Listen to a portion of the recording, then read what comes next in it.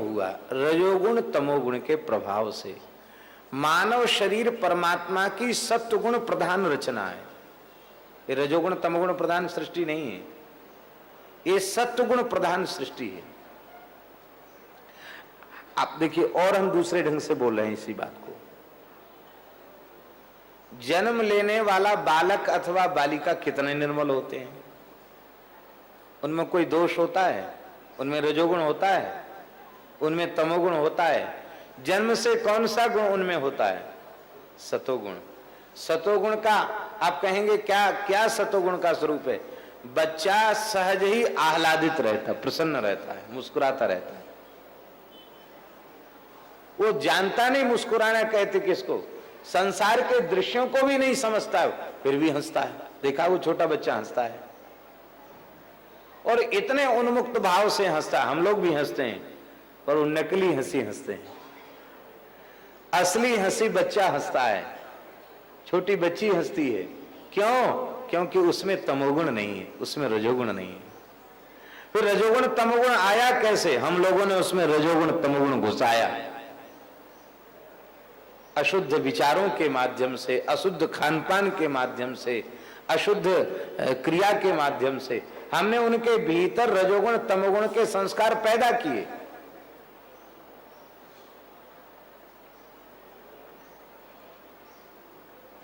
गाय की रक्षा से संपूर्ण समस्याओं का समाधान होगा, ये बात हम इसलिए कह रहे हैं।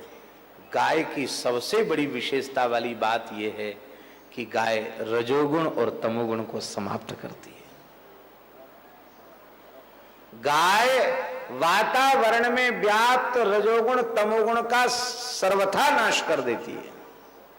आप विचार करें, जिस गाय के गोबर में इतनी सात्विकता, जिस गाय के मूत्र में इतनी सात्विकता, उस गाय के भीतर कितनी सात्विकता होगी। महाराज जी, भगवान के इतने अवतार हुए और आगे भी होंगे। बड़े बड़े ऋषि मुनि महात्मा इस धरती पर हुए, आगे भी भगवान के संकल्प से होंगे। लेकिन किसी के भी मलमूत्र की महिमा नहीं गाई गई। और गाय के मूत्र की महिमा, गाय के गोबर की महिमा इतनी गाई गई कि पंचगव्य, हमारे यहां किसी भी हिंदू व्रत त्योहार पाठ पूजा के समय सबसे पहले पंचगव्य लिया जाता है। क्या लिया जाता? और पंचगव्य लेते समय मंत्रोच्चारण किया जाता है, यत्वगस्थिगतम पापम देहे तिष्ठति मामके प्राशनात् पंचगव्यस्य दहत्वग्निर्वेन्धनम।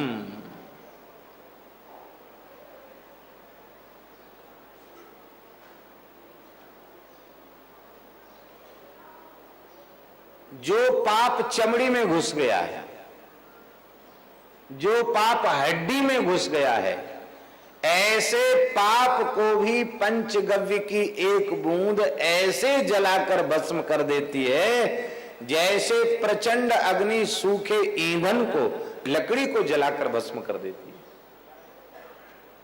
हड्डी में भी पाप छिप गया हो, पंचगव्य नष्ट कर देता है।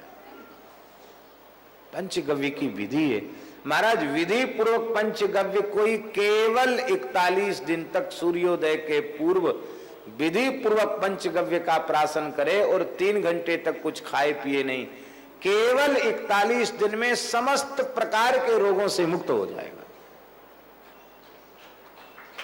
और 41 दिन में उसकी बुद्धि इतनी तीक्ष्ण हो जाएगी, वो जो कुछ एक बार सुनेगा उसे कंठस्थ हो जाएगा। केवल 41 दिन में उस मनुष्य की बुद्धि के आगे कंप्यूटर फेल हो जाएगा। हम प्रयोग कहां करते हैं? भारतीय गाय हो, देशी गाय, जिसको शास्त्रों में गाय कहा गया है। शंकर प्रजाति का पशु नहीं, जर्सी नहीं, देशी गाय, भारतीय गाय। और एक बात ध्यान से सुन लें, सारे विश्व में भारतीय गायें ही थी। आज के इतिहासविदों ने भी ये प्रमाणित कर दिया कि ईसा से 2000-2500 साल पहले यूरोप में गाय यहीं से गई थी, पर उन असुर बुद्धि वालों ने यहां की गाय को बिगाड़ दिया, उसको शंकर कर दिया, उस नस्ल को नष्ट कर दिया। और अब जब उनकी समझ में आई है तो उन्होंने घोषणा की है, न्यूजीलैंड की गवर्नमेंट ने घोषणा की है कि आने वाले 10 वर्षों में हम अपने सारे गोवंश को भारतीय बना देंगे। ये कोई हम मन से बना के नहीं बोल रहे हैं, आप जानकारी प्राप्त कर सकते हैं।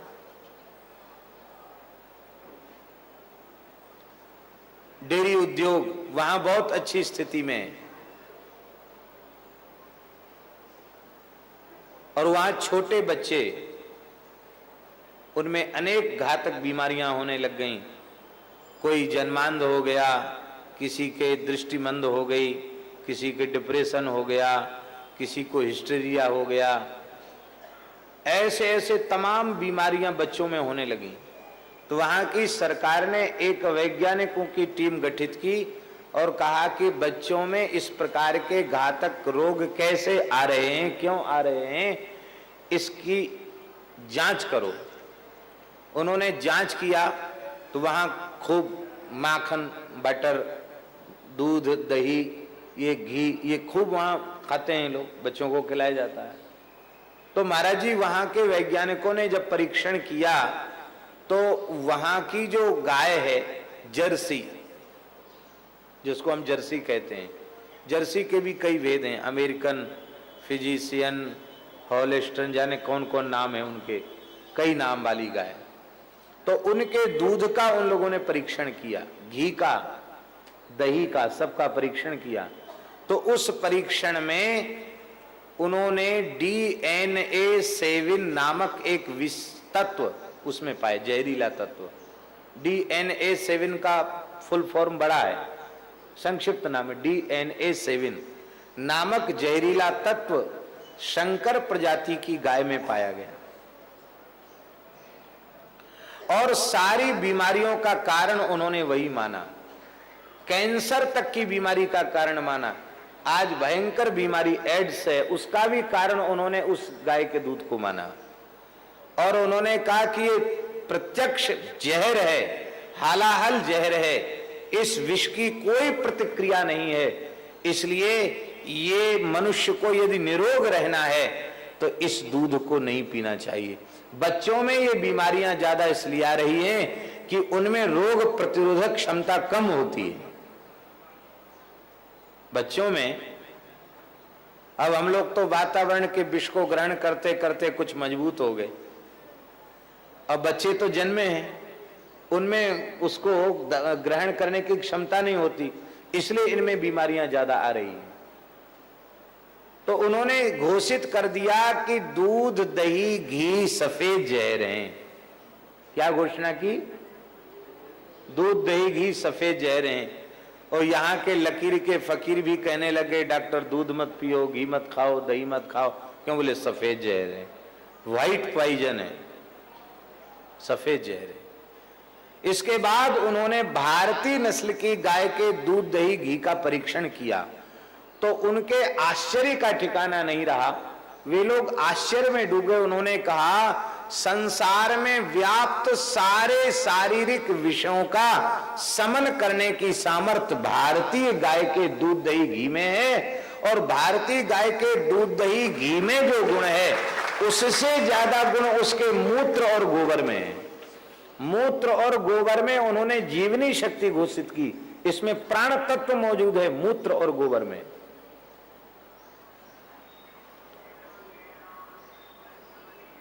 विदेशी गाय को उन्होंने नाम दिया A1 और भारतीय गाय का नाम दिया A2।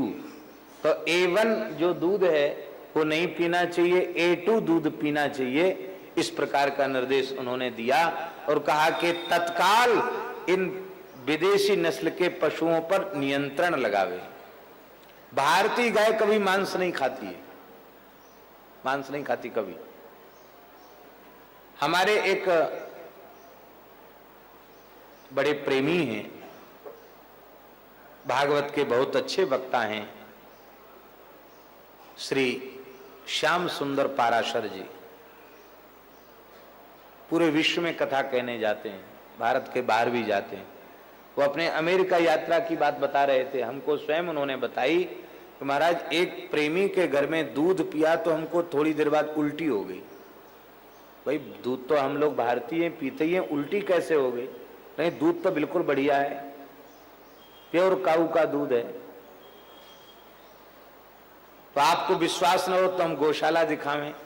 गौशाला जब दिखाई गई तो गाय तो वहां की बहुत बड़ी बड़ी विशालकाय गाय, लेकिन उनको खल में दाने में मांस के टुकड़े भी मिलाए जा रहे थे। ये क्या चीज है? ये बदबू आ रही है। ले मांस के टुकड़े हैं, क्योंकि इनमें इनको खाने से ये बहुत मोटी होती हैं और इनमें चर्बी ज्यादा बढ़ती है। यहाँ चमड़ी और चर्बी की मांग है। बध कर दिया, बध के लिए गायों का मांस बढ़ाया जाता है। तब उन्होंने कहा कि अब हमने नियम लिया कि जितने दिन बाहर रहेंगे उतने दिन हमको दूध पीना ही नहीं। भारत आएंगे तभी दूध पिएंगे, दूध नहीं पिएंगे। भारतीय गाय वस्तुतः गाय है महाराज। गाय बोलती है तो शब्द नहीं बोलती है। वेदों का मूल जो प्रणव है, ओंकार है, ओंकार गाय के कंठ से प्रकट होता है। आप भारतीय गाय की आवाज सुनिए, आपको लगेगा ओंकार का उच्चारण कर रही है। प्रणव प्रकट होता है गाय के कंठ से।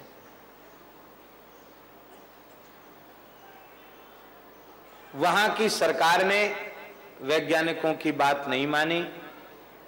उन्होंने कहा प्रतिबंध लगा दो बच्चों इस दूध दही घी के ऊपर, लेकिन डेयरी उद्योग का दबाव था इसलिए उन्होंने बात नहीं मानी। तब वे न्यायालय में चले गए, और जब न्यायालय में चले गए तो न्यायालय ने सरकार को निर्देश दिया कि इसको बंद करे। सरकार ने कहा यह संभव नहीं है और न्यायालय की अवमानना न हो, इसके लिए हम बच्चों के लिए इस दूध का प्रतिबंध लगा देते हैं।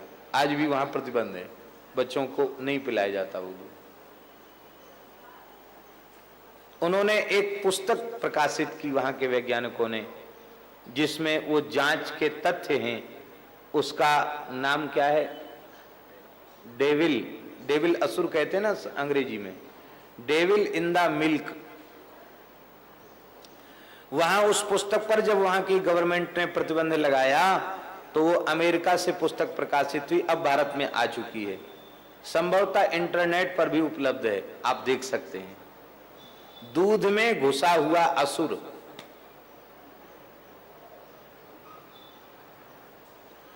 अब भारतीयों की यह दशा हो गई है कि वो भूल गए हैं गाय कहते किसको हैं। अब अपने पुरखों के कल्याण के निमित्त भी लोग जर्सी का दान करने लग गए हैं। भारतीय गाय का दान नहीं, वो जर्सी का दान करते हैं। और जर्सी के संबंध में, शंकर के संबंध में गीता जी में क्या लिखा है? स्वामी जी प्रमाण है, शंकरो नरकायैव कुलघ्ना नाम कुलस्य च। शंकरता नरक ले जाने वाली है। अभी मुजफ्फरपुर में प्रवचन था तो वहां एक सज्जन बोले महाराज हम तो जानते नहीं थे, हमने अपने पिताजी के निमित्त वही जर्सी गाय दान कर दिया, अब हम क्या करें? उनकी कोई बात नहीं, अब दे दिया तो दे दिया। अब प्रायश्चित के रूप में दूसरी भारतीय देसी गाय लाओ और फिर किसी गो सेवक ब्राह्मण को दो। पर एक अच्छे चिकित्सक जयपुर के गोयल साहब, वो श्री त्रिवेणी वाले नारायण दास जी महाराज के शिष्य, उन्होंने कहा महाराज डॉक्टर तो यही कहेंगे ऑपरेशन करा लो, पर मैं डॉक्टर नहीं हूं, पहले आपका भक्त हूं, बाद में डॉक्टर हूं। एक केस उसने बताया, बोले बहुत अच्छा ऑपरेशन हुआ, पर वो बच्चे इंजीनियरिंग पास बच्चा है, ऑपरेशन होने के बाद पूरा नीचे का धड़ बेकार हो गया। आप देख, सौभाग्य से उस घर में हमारा जाना हुआ तो हमारा मन एकदम उठ गया कि ऑपरेशन नहीं कराना। पथमेड़ा में एक वैद्य जी ने कहा कि आप केवल गो दुग्ध कल्प कर लीजिए, उससे आप एकदम निरोग हो जाएंगे। हम कहा ठीक है, कर लेते हैं। तो 8-10 साधु और तैयार हो गए एक प्रयोग के रूप में। वहां पथमेड़ा में गोकल्प, गोदुग्ध कल्प आरंभ हुआ। आरंभ होते होते शरीर की इतनी निर्मलता बढ़ गई कि हम आपको कह नहीं सकते। इतना माने जब बाद में कल्प के बाद जब हमारे शरीर का परीक्षण हुआ, तो छोटे बच्चे का हार्ट और पल्स इतनी बढ़िया नहीं होती जितना बढ़िया आपका। कोई बीमारी शरीर में नहीं, कोई रोग शरीर में नहीं। और वो जो गांठ थी जिसको डॉक्टर कहते थे ऑपरेशन करना पड़ेगा, वो पता नहीं कहां चलेगी। इनको पता है पीछे सूजन हो जाती थी, वो कहां चलेगी पता नहीं। और टेलीफोन की समस्या समाप्त हो गई। कई महात्माओं को कई असाध्य बीमारियां जैसी थी। एक को तो एक गांठ थी जिसको कैंसर का अंदेशा था कि शायद ये कैंसर होगा, वो कैंसर वाली गांठ गायब हो गई केवल दुग्ध कल्प से। धैर्य होवे तो केवल भारतीय देसी गाय के दूध का, दही का, घी का, मट्ठे का उचित प्रयोग करके मनुष्य स्वस्थ हो सकता है, पूर्ण स्वस्थ हो सकता है। संपूर्ण अमृत तत्व गाय के दूध, दही, घी में है। तो गाय में सबसे बड़ी जो गाय की महिमा की बात है, उसमें रजोगुण नहीं है, उसमें तमोगुण नहीं है। जिसके गोबर और गोमूत्र में सतोगुण है, उसके दूध, दही, घी में सात्विकता क्यों नहीं होगी? आप लोग अन्यथा मत मानना। एक बढ़िया से बढ़िया बना हुआ भवन हो, बढ़िया से बढ़िया बिल्डिंग बनी है, मकान बना है, उसमें जाने पर हमारी चित्त की अवस्था क्या होती है? ईमानदारी से, तटस्थ भाव से, साक्षी भाव से अपने चित्त की अवस्था का आकलन करो। हमारी चित्त की अवस्था क्या होती है? और एक मिट्टी से बना हुआ घर हो, गाय के गोबर से चौका लगा हुआ हो, छप्पर पड़ा हुआ हो, गाय बंधी हुई हो, तुलसी का पौधा हो, ऐसे गाय के गोबर से लिपे हुए घर में हम बैठ जाएं, वहां जाकर हमारे चित्त की अवस्था क्या होती है? आप स्वयं परीक्षण करके देख लीजिए। आपको लगेगा कि वहां बड़ी ऊंची बिल्डिंग में ध्यान लगाने पर भी ध्यान कहीं झाड़ पर जा रहा है, कहीं फंगनूस पर जा रहा है, कहीं कलाकारी पर जा रहा है, तो कहीं खिड़की, पर्दे और जंगलों पर जा रहा है। पर यहां आने के बाद सहज ही चित्त में ध्यान लग गया। यह है गोबर और गोमूत्र की महिमा।